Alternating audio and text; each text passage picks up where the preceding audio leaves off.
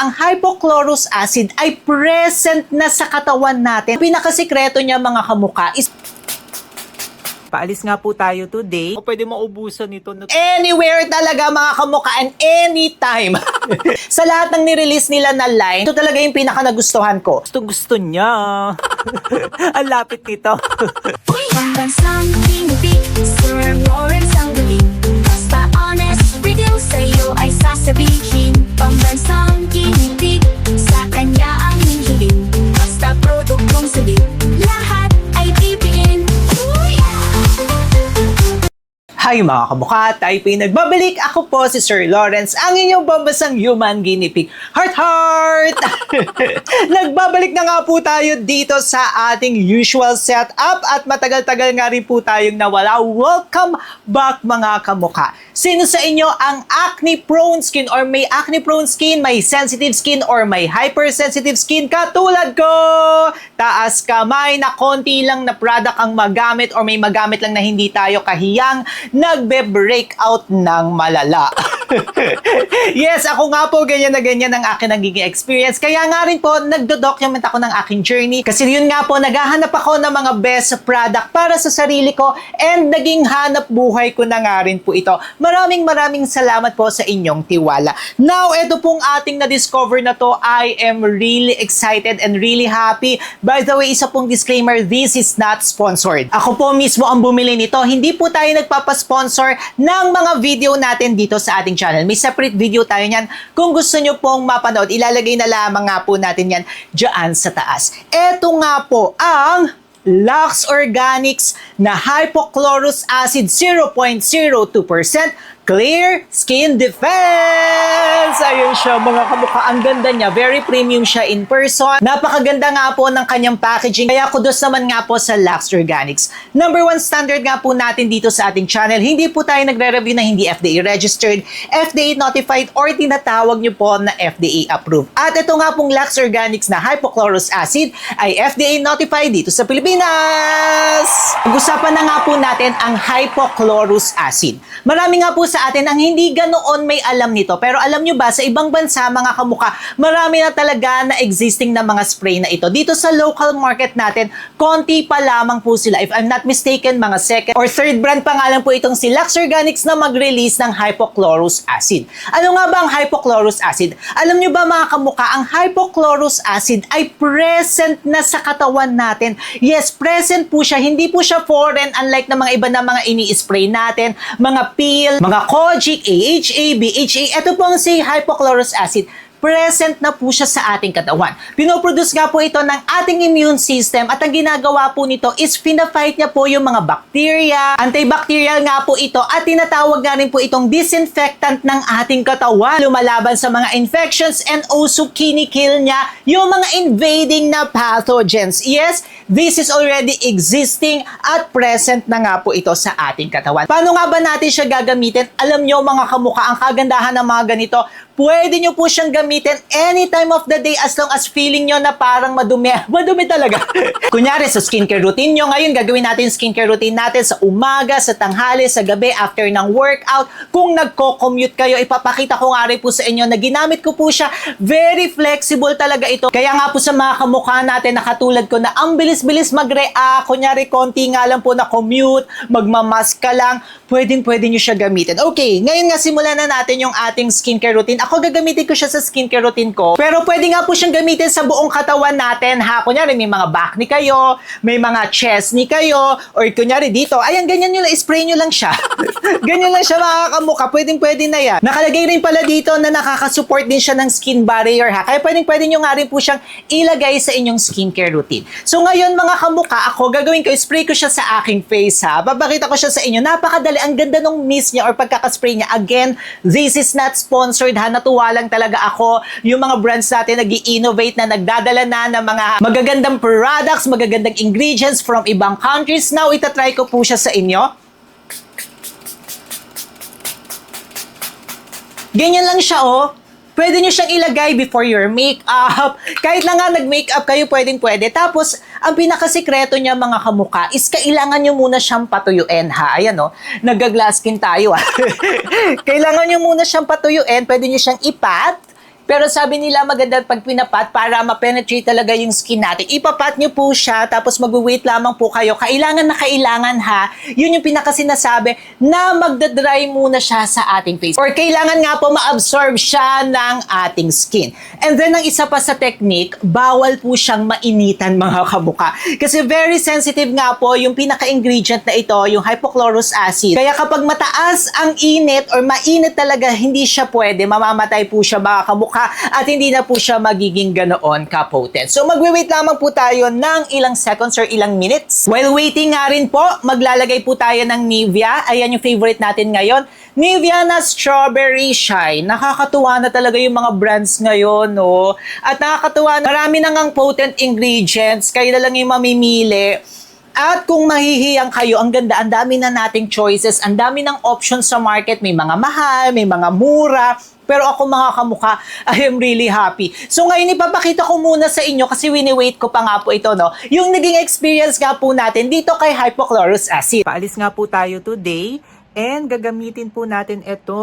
Ayan, nilalagay ko na siya sa umaga mga kamuka. Kasi nga po, nagpipimples ako sa mga makeup. Pero ayan, so far, so good ang ating face. So gagawin lang natin, spray lang natin siya. Diyan. Lalo na dito sa mga area na yan, dyan ako nagpipimples. Ito rin, meron tayo dyan. So, hypochlorous nga po siya, hypochlorous acid. Bago nga rin po ako maglagay ng moisturizer, ayan, papatuyuin ko muna yan kasi kailangan daw munang patuyuin. Pero ayan nga po tayo, sinasama na natin siya sa ating skincare routine. While wini-wait nga po natin siya na mag-dry sa face, gagamit po ako sa lips ko nito para maging kissable tayo sa Nivea na Strawberry Shine. Favorite ko ito mga kamuka. Ayan. Yun na lang yung ginagamit ko ngayon. Tapos magpapamassage nga rin po ako. And kapag nagpapamassage ako, minsan di ba nilalagay yung sa face natin yung ganyan. Tapos minsan madumi kasi, kaya maglalagay din tayo niyan. Magsispray tayo ng hypochlorous acid. Yan nakakatuwa, no? Talagang innovative na ang mga brands. Kasi sa ibang bansa nga po sikat na yan. Pero ayan, natutuyo-tuyo na siya, and now pwede na nating lagyan ng moisturizer. Aqua moisturizer nga po ng I White Korea ang ating gagamitin para sa ating skin as moisturizer. Ayan po siya. Dito, dito, dito, dito. And we are good to go. Ganyan lang kasi magpapamassage lang naman tayo. Update ko kayo. Nakasakay nga tayo sa motor, and usually nga po kapag sumasakay tayo ng motor ay maraming dirt. Kaya okay na okay nga rin po na maglalagay tayo ng hypochlorous acid after or magsispray. Ngayon, ayan, kakatapos nga lang po ng aking massage. Siyempre, quiet lamang po tayo kailangan dyan. Kaya, voice over na lang. At kung makikita nyo, nag-spray na nga rin po tayo ng hypochlorous acid. At nakakatawa mga kamukha. Promise, sa ilang araw ko na itong ginagamit, hindi po tayo nagbe-breakout. Hello, pose! Hello, pose! Magsistay lang tayo ngayon sa bahay. And of course, para nga po hindi tayo magpimples as a person na meron nga pong very sensitive skin. Ayan, nagiging kahiyang ko to ha, in fairness. Tapos sa lips ko, ang ginamit ko lang is Nivea. And then mag-spray tayo sa face. Kahit na kailan nyo spray siya, pwedeng-pwede. Yan, kung nagko-commute kayo, tapos after workout, okay na okay po siya. Tapos any time of the day, kahit na nagme-makeup kayo, sa top ng makeup nyo, pwedeng gamitin nyo yan.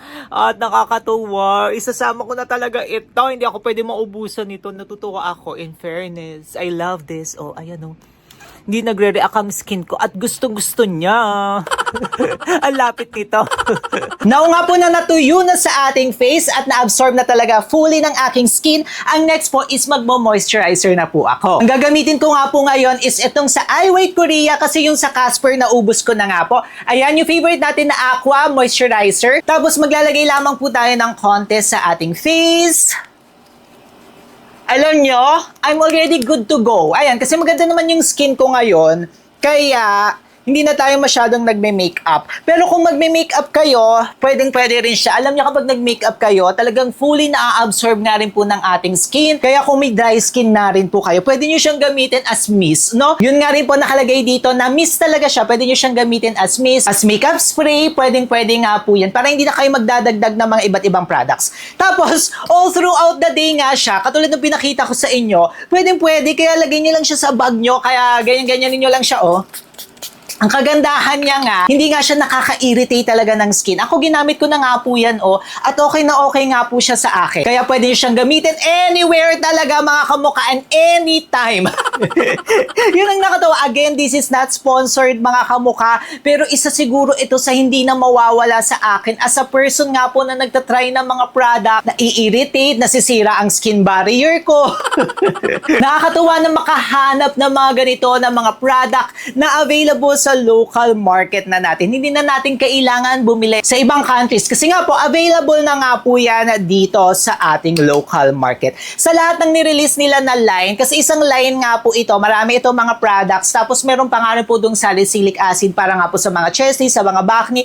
Ito talaga yung pinaka nagustuhan ko. Kung naghahanap kayo dun sa isang line nila na hypochlorous acid, yung mga salicylic, yung mga red na ganito, ito po talaga yung masasuggest ko. Tiningnan ko nga rin po isa-isa. Sabi ko, saan nga ba akong magbe-benefit doon? Kasi meron na nga po akong mga serum, meron na nga po akong wash. Kaya sabi ko, dito talaga ako magbe-benefit. At true enough, natuwa ako, yung pera ko hindi nasayang. Hindi nga po ito PR package. Ako po mismo ang bumili. And kung gusto nyo po palang bumili nito mga kamukha, maglalagay po tayo ng legit shop. Yes, meron po tayong legit shop. Nandyan po yan. I-click nyo na lamang po yan. Tapos diretso check out na po yan sa Shopee. May mga vouchers pa nga rin po yan. Maraming salamat sa YouTube at sa Shopee. For the price nga rin po niya, if i-compare po natin ito sa mga international brands, ang mura niya. Kasi nasa 200 pesos nga lang po siya. 200 plus pesos.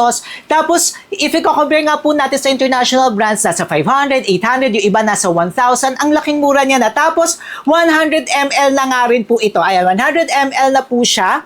And then also, this is made in Korea. Kaya naman kung nai-irritate ang inyong skin, ayaw nyo magka-pimples, tapos kung namumula, yes, spray nyo lamang po siya. Yun nga, natuwa talaga ako. Very flexible siya. Walang etchos. It is a product na isasama ko talaga sa aking skincare routine. Dadalhin ko to sa aking bag. Tapos kung magta-travel ako, I think may 50 ml sila, pero hindi pa ganun ka-available sa market natin. Kaya sana mag-release sila ng pwedeng pang travel. Kasi yung mga 100 ml na gaton, medyo hirap na akong i-travel to Kaya sana meron silang mas maliit na version nito. Kaya mga kamukha, ano masasabi nyo dito sa Lux Organics na hypochlorous acid 0.02% na hindi siya foreign sa body natin? Di ba may mga bago kayong kaalaman na natututunan dito sa ating channel Baka akalain. And also this is acid Kahit na acid yung pangalan niya mga kamukha, hindi siya nakakapil, Hindi siya yung parang nakakabalat ng skin natin. Again, this is parang disinfectant ng ating katawan. Antibacterial nga po siya para sa redness, para sa mga irritation. But inulit ko na naman. Kasi baka magulat kayo mga kamukha Ayan po yan mga kamukha. Syempre, mag-subscribe na nga po kayo kay Sir Lawrence. Kung gusto nyo pa pong mapanood ang iba pa natin mga videos, ayan po yan. Mag-subscribe na nga po kayo paulit-ulit na ako. Paano ba yung mga kamukha? Magkita-kita po tayo sa ating next video. Click nyo to para hindi nyo ako ma-miss.